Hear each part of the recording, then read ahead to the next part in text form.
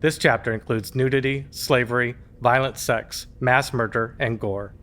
This chapter is not suitable for children, and some adults will find it disturbing.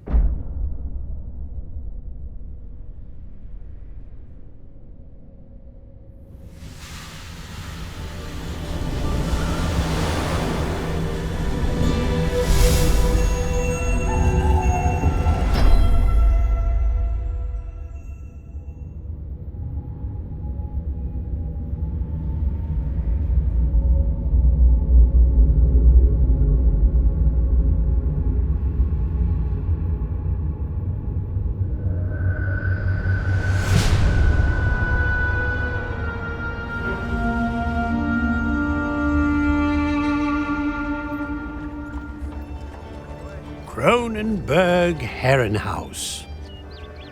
High in the hills above the hustle and bustle of Ogstadt streets and market districts reside the many estates of the Hesse nobility. Amongst them is the ancestral home of Pfalzgraf Lothari von Kronenberg.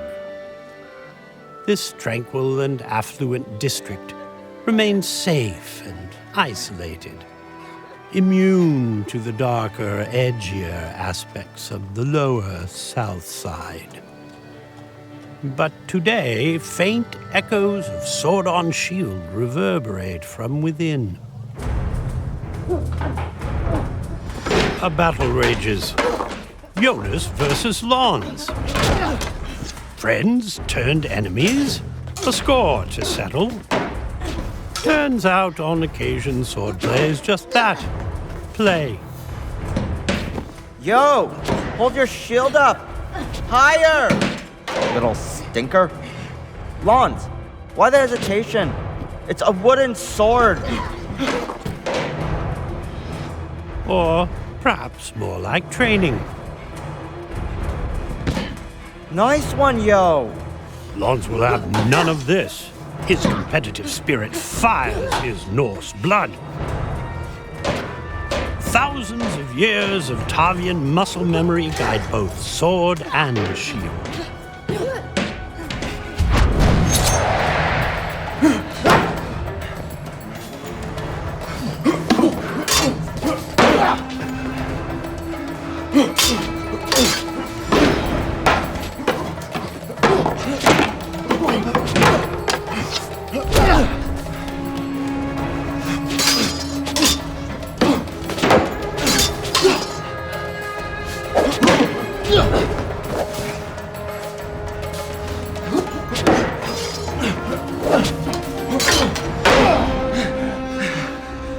Ready to die?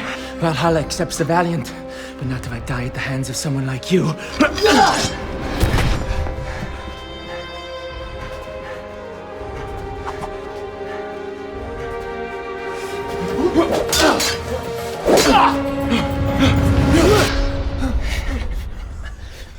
God damn it!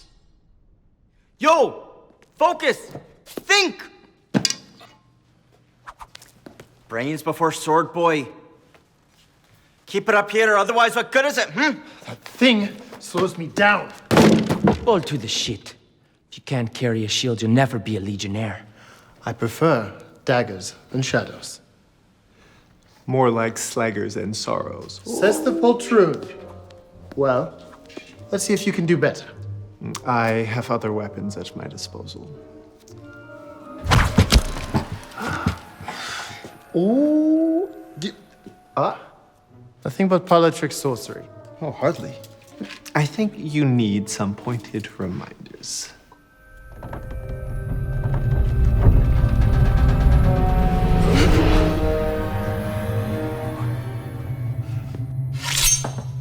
Fools!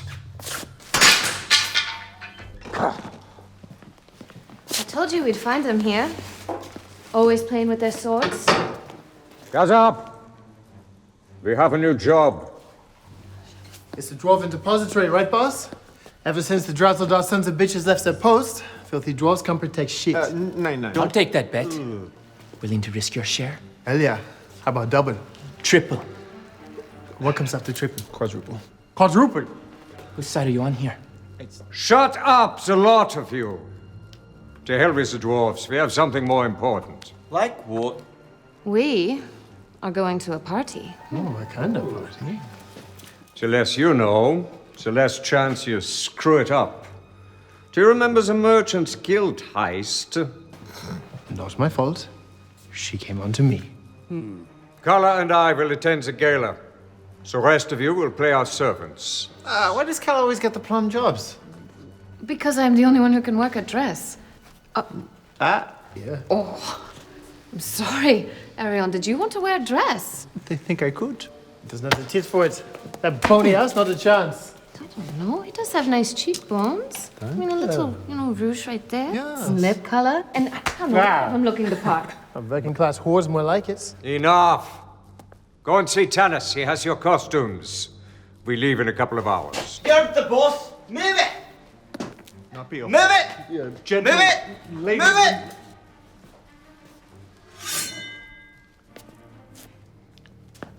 So, what's my part? You will play my valet. Gee, how exciting. I'd be grateful we even included you. I bring in triple what anyone else does. It isn't about earnings. It's about attitude. That chip on your shoulder. You just make my point. In this line of work, emotions get you killed. Lock it down. Easy for you to say. Before you can move forward in this world, Yonnus, you need to leave your past behind. I'll look after this for you. It puts you in a mood. Tonight, I need you all in. If you screw up and we get caught, we'll all be executed. Don't fuck up! Hey, it's me.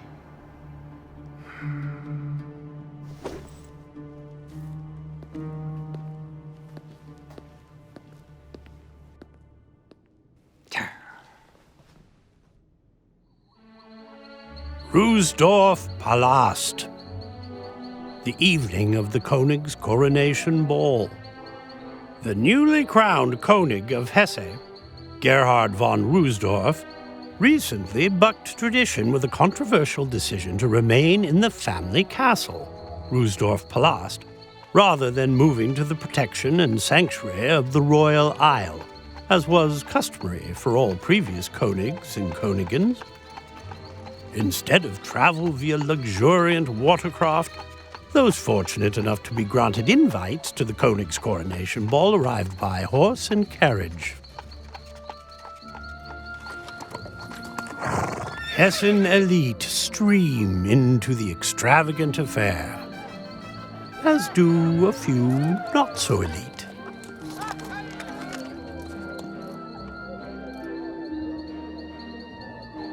Yonnus, the reluctant valet, helped an elegant Kala exit her coach. You look ravishing, milady. It's magical. If you like this sort of thing, Take the carriage to the servants' entrance. Stand guard there, understand? Yes, he understood well enough. Sit. Be a good dog. The great hall of Ruhsdorf Palast. Kala always admired Aimilleuse fashions and their joie de vivre. So when the opportunity arose to play the role of a high noble dignitary, Mademoiselle Vivian Dumal, she eagerly accepted. Volksgraf Kronenberg und Mademoiselle Vivian Dumas. I always wanted to be a lady. If anyone speaks to you, smile and nod. Mademoiselle Dumas is beautiful but stupid. The scheme was afoot. I prefer to think of my character as detached and inebriated. How would the evening end? Success or the gallows? Kala took another sip, pushing such negative thoughts from her mind, determined to enjoy herself. König Gerhard von Rusdorf the Tall. The König of Hesse was indeed tall and imposing, all 7 feet of him. He reminded Kolla of the tale of the Tavjan boy who walked into a den of lions. At this moment, she identified with the boy's dilemma. Pfalzgraf Kronenberg, good of you to come. Congratulations on your coronation, Your Majesty. Could a girl fare well at all against such beasts? Kolla smiled demurely and played her part. Vivian Dumont, Your Majesty. Welcome to Rusdorf Abbey. Our home is all the brighter for it. Königin Luzi. Gracious me, darling. Aren't you the pixie wife who bewitched the woodsman? The Grand Ballroom. The Pfalzgraf and the Mademoiselle performed their roles with conviction, waltzing into a sea of Herren and Frauen. The people of Hesse were a business-minded folk, hard-working and fundamental. Lavish grand parties and palatial displays of wealth were generally mocked and considered a frivolous waste of time, promoted by ridiculous sorts who had little else to do with their short, foolish lives. But on occasion, when parties were required, no one could roll out pageantry like the Hessens.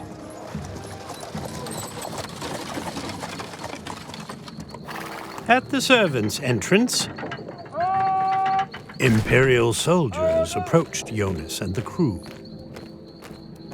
Not just ordinary soldiers, but officers. Tribune. Shit. Their disguises had to hold. Halt! Tribunus Kroh Ramvik.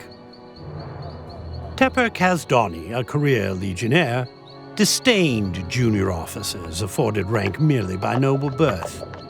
Ramvik was one of these noble cocksuckers he resented vehemently. Young, brash, and undeserving. Let them through. But I was told. I'm telling you. Yes, sir. Park it over there and stay out of the way. Relieved to be away from the probing eyes of Imperials, Dancer parked and prepared for a long, boring wait. But one of the crew was not happy. Lons took a time out to brood, to sulk, to be alone. What is with him? Lons! Hello, Lons! How'd you feel if you had a beautiful sister sashaying around the Empire's most lavish ball while you're stuck out here with us? Airion wouldn't know. He comes from a long line of uglies. Ho, ho, ho! Airion was more than used to Yo's insults. There was only one thing that would shut him up. Magic. Specifically, turnips to the face. If endless hours of shield practice had taught Yo anything, it was how to defend against flying turnips. And Airion's inability to take a joke. Now you use the shield.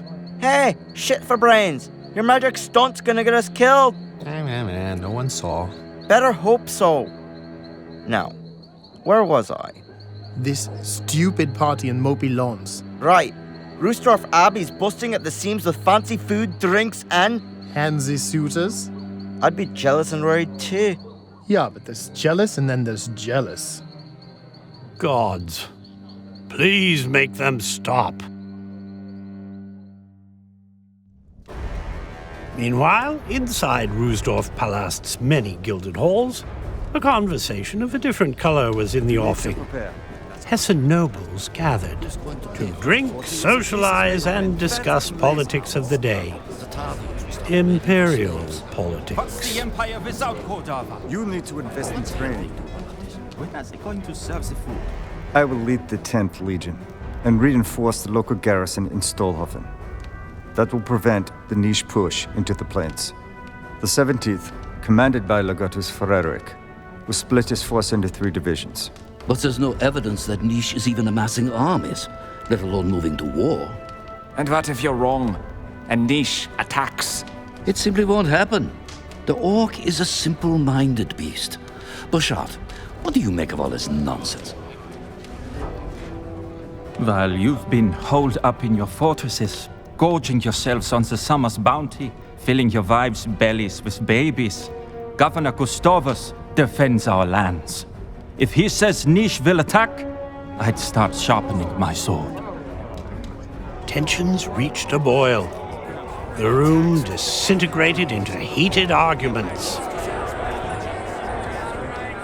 Nearby, Helvig and his fellow elders watched. Master Siron Kordaava, nonagenarian father of the late Emperor Marcosta Kordaava. Herzog Ulrich von Sternberg, septuagenarian Hessen noble. Take the funds out of your wardrobe bags. I find that I no longer have the stomach for so much yelling. I beg to differ. I enjoy a good argument. Keeps the wit sharp. I imagine you'll be traveling to Sartov in answer to the summons? Of course. You too? No. No one can replace your son. I fear the Empire will not survive. Tihomir will make sure of that, even as he desperately clings to my son's achievements. You believe Tihomir will be named Emperor? He chairs the Council of Consuls. His lust for the throne is the worst kept secret. I've been marshalling support for years. What of your granddaughter Lian? Your son's one true legitimate heir to the Empire. Leshka will throw aside all caution to make our granddaughter the next empress. That I promise you.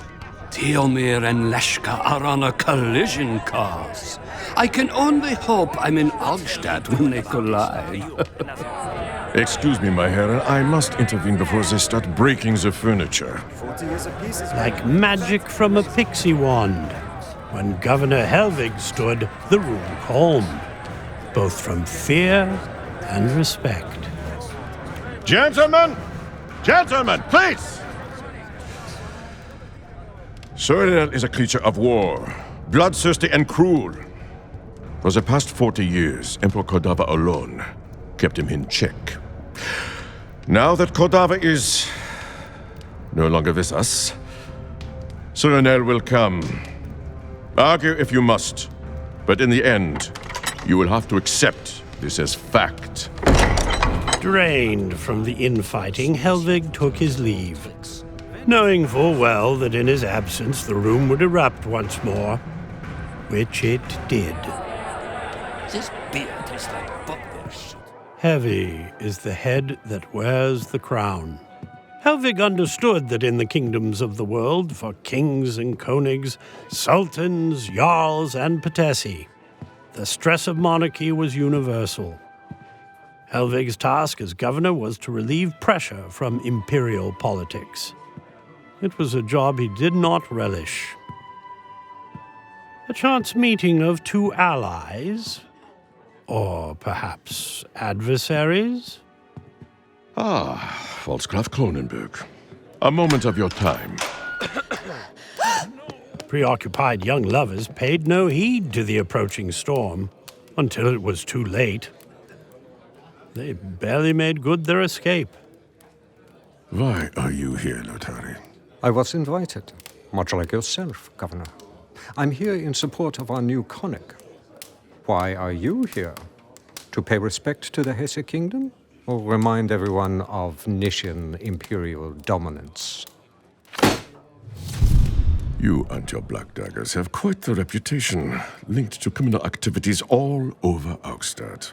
Blemishes on your family's otherwise pristine legacy. My father wasn't against getting his hands dirty. He knew when to crank the bellows. I've instructed my men to keep a close eye on you.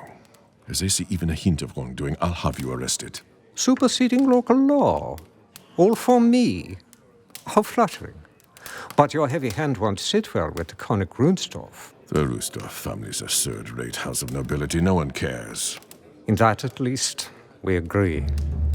But Emperor Kordaava's assassination has shaken the world, unleashing sinister creatures long dormant.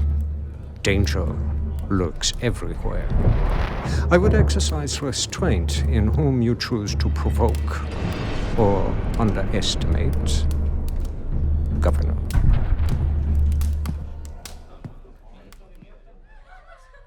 The magic of the royal ball delighted Kala.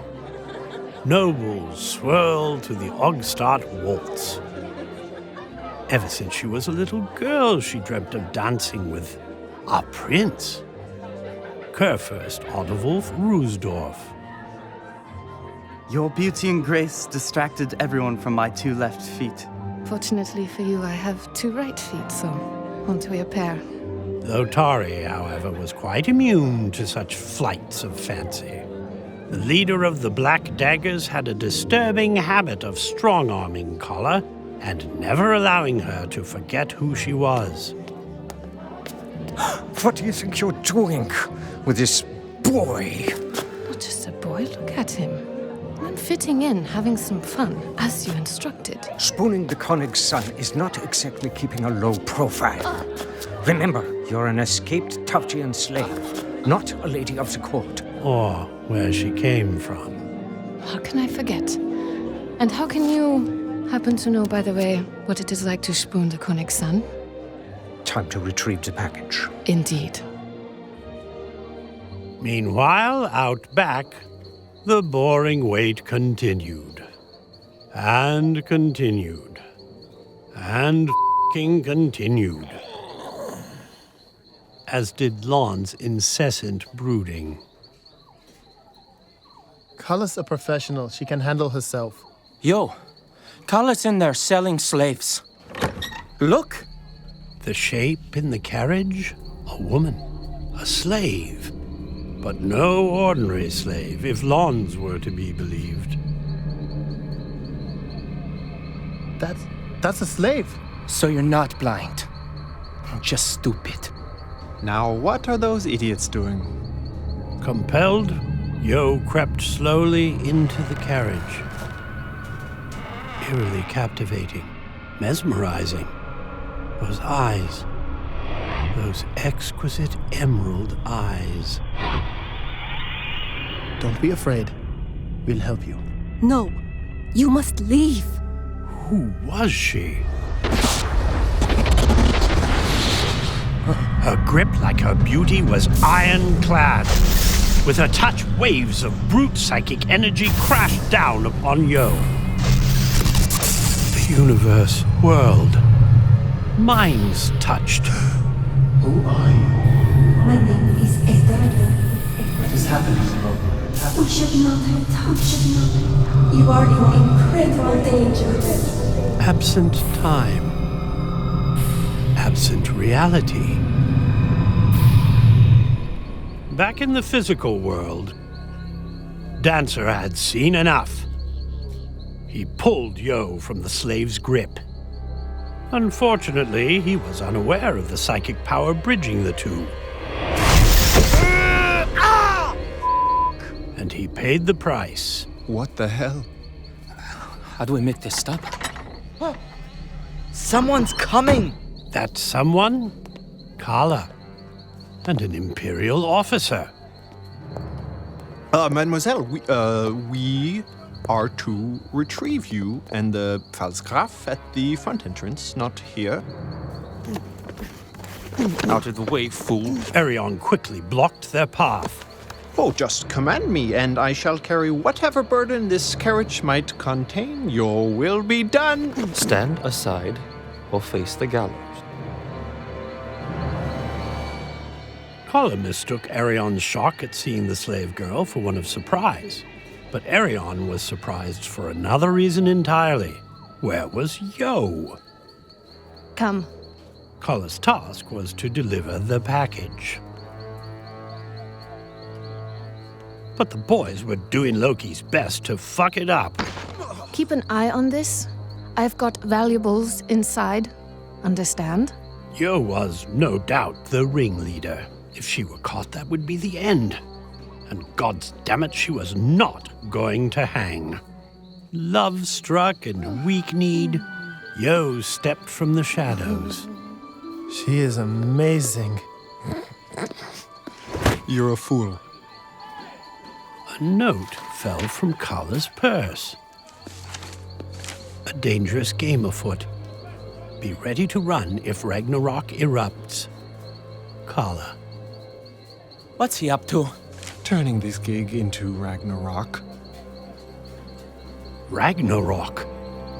Doom of the gods. Twilight of the universe when all would perish. Yonnus was in dangerous territory. He hated slavery, so he needed to find the girl Edda. And thus he'd convinced himself that was why he had to find her and rescue her. Across the hall, Helvig had sought just a moment's peace.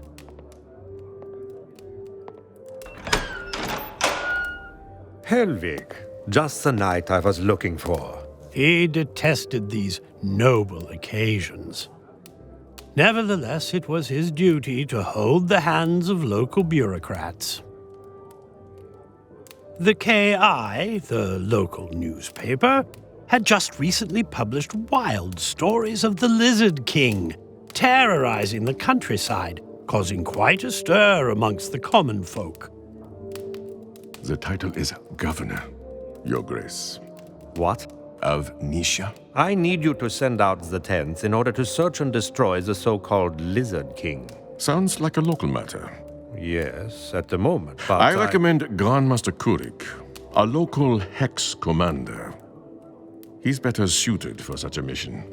The Lizard King's a vicious, cunning monster that requires imperial intervention. There are bigger monsters in the world than your Lizard King. We're being summoned to the Grand Ballroom. To be continued. Of course. I'll be here. Merely planning the defense of your entire kingdom. The Grand Ballroom.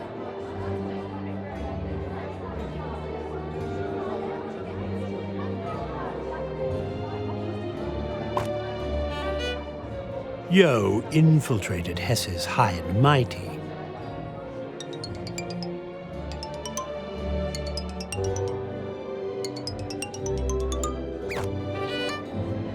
Master of the Nonchalant?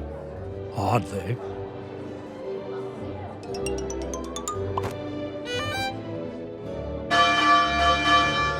Knights of the Kingdom, Herren und Frauen, Gefürst und Gefürsten, His Majesty, König Rudolf of Hesse.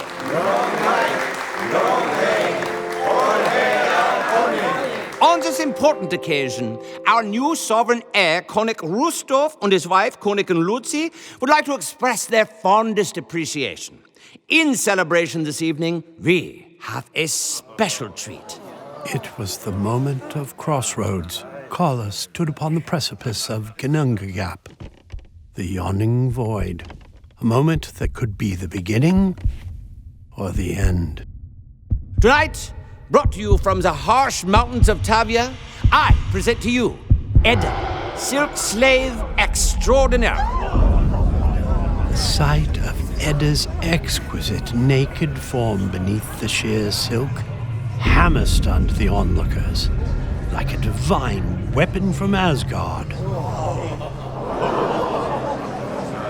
For the first time outside Denorum, Tavia's mountain citadel, a silk slave will be auctioned off to the highest bidder. Who would like to take this exquisite beauty home this evening? Men and Koenig alike leaned forward, inching closer, captivated. Do I hear an opening bid? 10,000 finish. 20,000. 250 of the Emperor's gold sovereigns. The outlandish gold sovereign bid silenced the hall. Sold.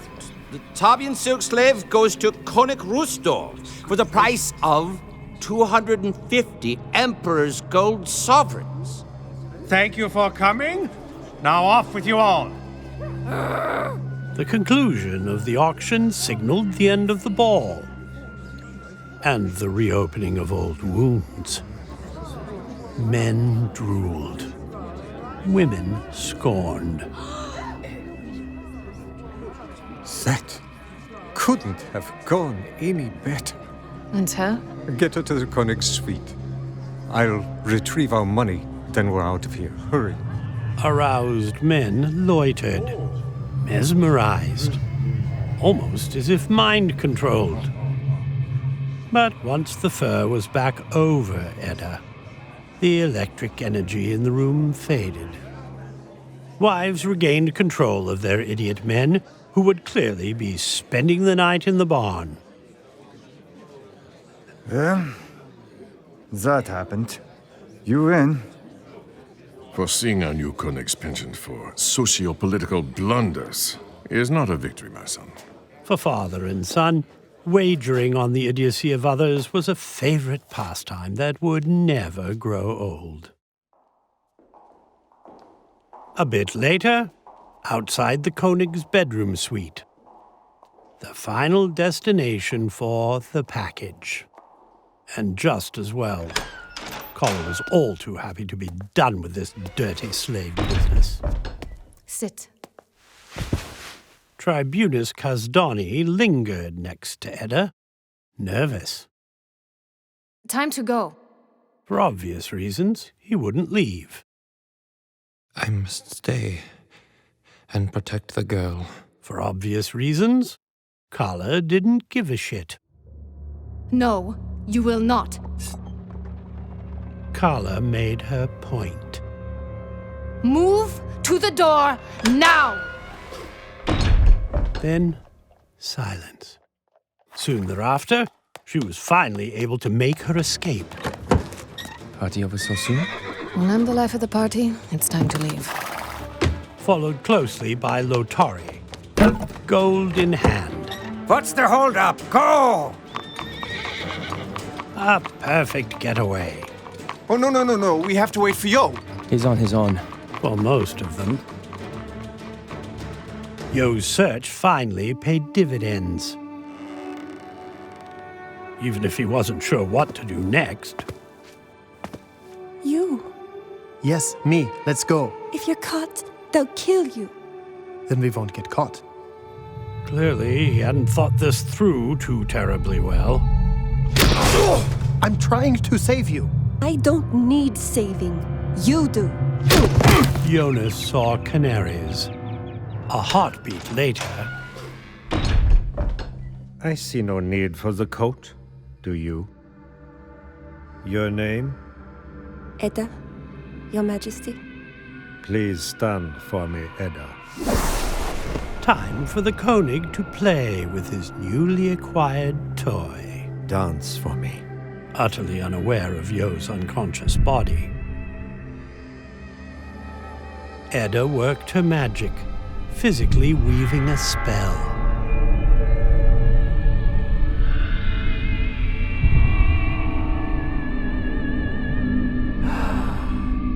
I would have happily paid 10 times the price for you. Your Grace is too kind. Edda may have been a slave, and he a Konig. But in this bedchamber, she was in charge. But not for long. Time to get my money's worth. Rusdorf took command, satiating his darkest desires. Yes! The cruelty Yo witnessed triggered something deep inside. Agonizing memories. Anger, jealousy, a bond. Guards! Yo quickly barricaded the door, so no one could stop him. She doesn't belong to you. Yes, she does! I paid for her! Who put you up to this? Lotari?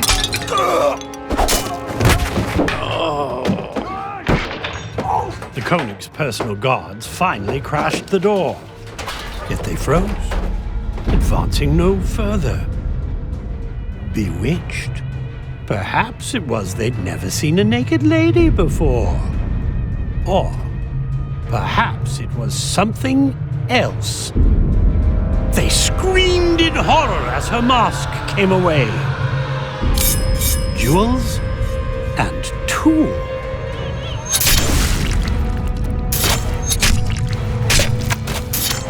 2 down, 1, 2, go.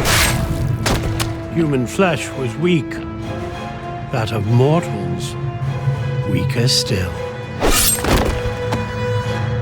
Yo's mind teetered on the edge of consciousness, then slowly slipped into the dark void. The last thing he remembered was her cold emerald eyes. With so many dead, surely she was finished. By no means. This was only the beginning. An angel of death released upon Rusdorf Palast, and perhaps upon Hesse, or even upon the world. Motives? Agenda? Who can say? Only one thing was apparent. Edda's unbridled fury. Blood. Carnage. When the slaughter ceased, a deathly silence fell over the castle, broken only by the dripping of blood. When would the killing end? No! Please! Not the children!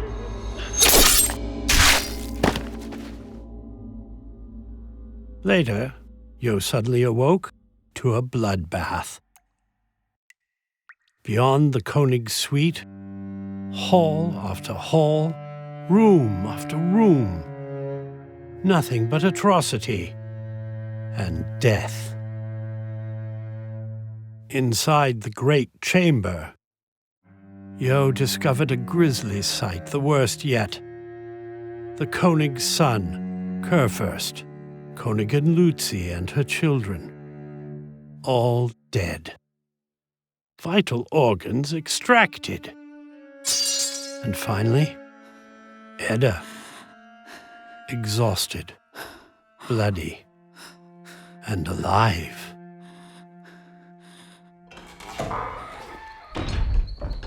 With no one left alive to stop him, Yo escaped through the rear of the castle, carrying Edda to the place where they first had met, just a few hours earlier.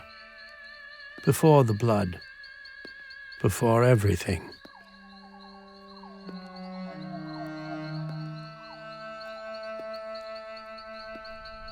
What had he gotten himself into?